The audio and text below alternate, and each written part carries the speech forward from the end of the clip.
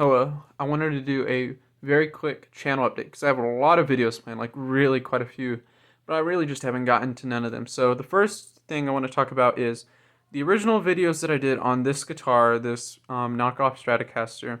I want to re-record on this guitar, okay, which I kind of don't want to do because I really don't want to go and do it again.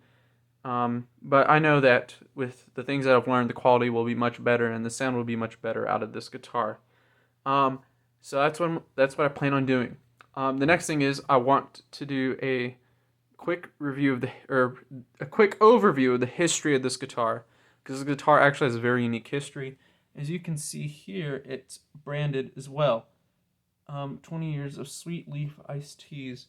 So this guitar was made for that company, and it happened to be given to me. A very unique guitar. It was meant to be a display.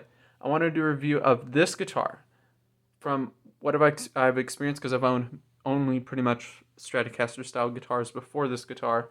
To me, I think it might be the perfect Stratocaster. I don't know, the perfect Les Paul for a Fender guy. So I want to do a video on this thing explaining why that is. I also plan on doing a bass video, a bass cover, which, I'm brand new at bass, but I think I learned the song pretty well, so I'm going to try to do that. It's going to be a very different type of song. I also want to do a review of this guitar, the Yamaha A1R, which I believe is the best under $500 guitar out there, the absolute best. Rosewood body. It's the most unique under $500 guitar.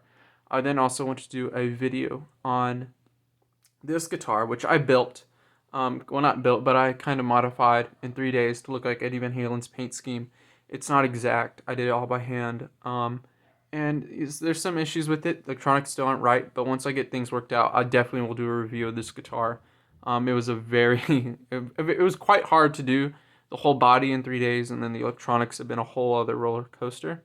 And then the biggest update, I guess, is about this phone. So this phone that I'm recording on, I usually use the front-facing camera on, and that's a 23 megapixel camera.